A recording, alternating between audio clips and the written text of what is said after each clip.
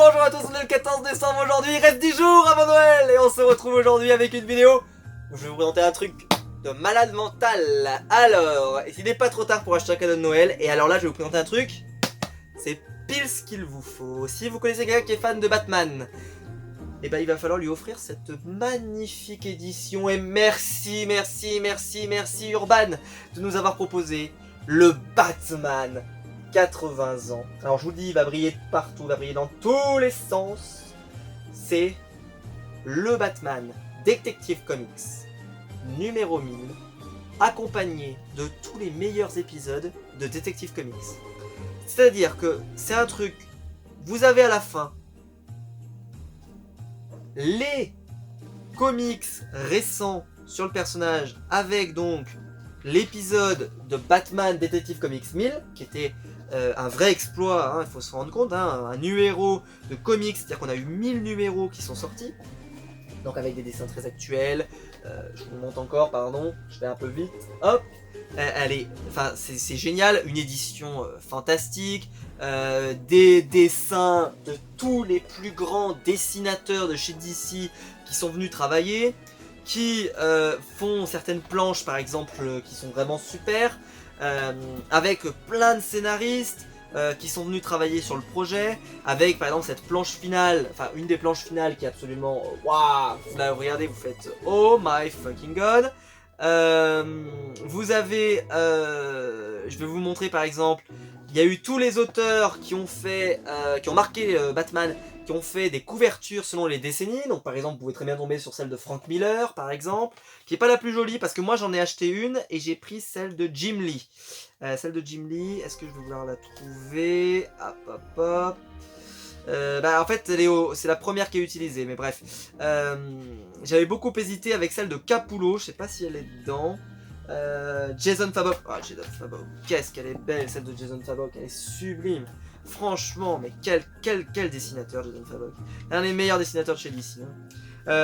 Celle-là par exemple, vous voyez, j'aimais un peu moins, parce que c'était les plus anciennes, donc forcément c'était un peu moins sympa. Et alors, donc ça en gros, ça fait la moitié du tome. D'ailleurs, on vous donne même des conseils comics. Enfin, c'était mais génial, quoi. C'était génial.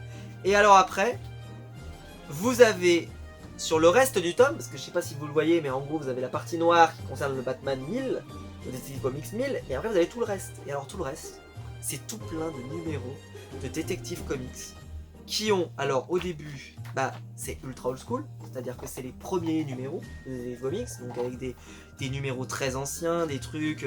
Donc par exemple, vous pouvez trouver le tout premier numéro par exemple, vous avez le Detective Comics 20, vous avez le Detective Comics 27 qui est la première apparition de Batman, puis ensuite vous avez le Detective Comics numéro 38 qui introduit le personnage de Robin, vous avez le Detective Comics numéro 60, puis le Detective Comics numéro 64, puis le Detective Comics numéro 66 avec l'introduction du personnage de Double Face, le Detective Comics numéro 140 avec le Sphinx, etc.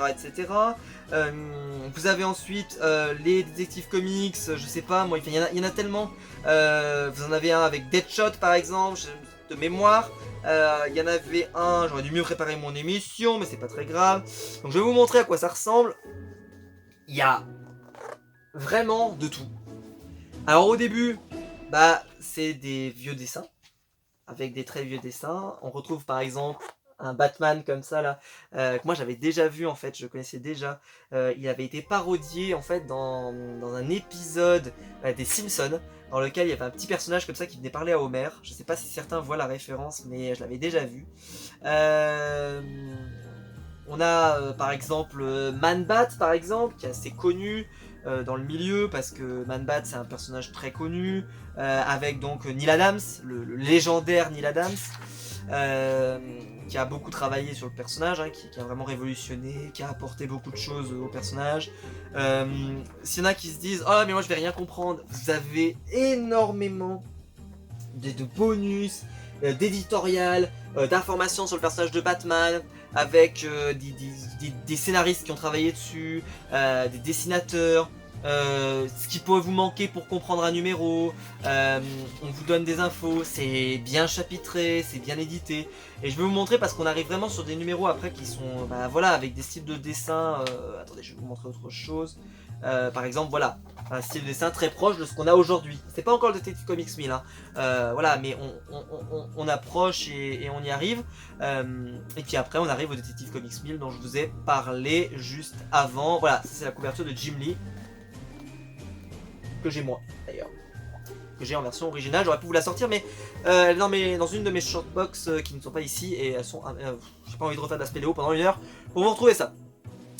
Ça, moi, si je devais vous en conseiller un à offrir à Noël, je pense que ça peut faire extrêmement plaisir. Ceci étant dit, le seul reproche que je ferais à ça, c'est que si jamais vous voulez l'offrir pour débuter les comics, vu que ce sont des numéros qui sont pris un peu à part, etc., je trouve que ça fait moins comics, parce que le comics c'est justement feuilletonnant, c'est-à-dire que vous avez un numéro, ensuite un cliffhanger, un numéro, un cliffhanger, et moi j'aime bien lire une histoire complète, comme je vous ai pu vous proposer Green Arrow, j'ai pu vous proposer, enfin voilà, plein de séries comme ça où vous avez un album avec des numéros qui se suivent. Mais là, si jamais quelqu'un par exemple que vous connaissez adore Batman, et vous avez envie de lui faire découvrir ce que ça vaut en comics, bah je pense qu'il n'y a pas meilleure porte d'entrée que ça. Voilà. J'espère que la vidéo vous aura plu, parce que moi franchement c'est un vrai coup de cœur, je l'ai acheté direct, dès que je l'ai vu, ça a été un coup de cœur. Je sais pas s'il en reste, et en fait je crois que le premier tirage a été épuisé de mémoire, et il a été réédité. Donc c'est à dire qu'ils en ont ressorti, et remis en rayon, tellement il s'est vendu. Donc c'est pour vous dire que, vraiment, vous n'avez pas à hésiter, c'est un bijou. On se retrouve demain. J'ai dit on se retrouve demain pour la nouvelle vidéo du calendrier de l'Avent. Il restera moins de 10 jours avant Noël. Si la vidéo vous a plu, n'hésitez pas à la liker, n'hésitez pas à vous abonner, n'hésitez pas à aller dans le lien Utip, il est dans la description. Si vous voulez me soutenir, ça me fait extrêmement plaisir. Et quant à nous, on se retrouve à demain pour une nouvelle vidéo et une nouvelle présentation comics. J'ai déjà hâte. À demain.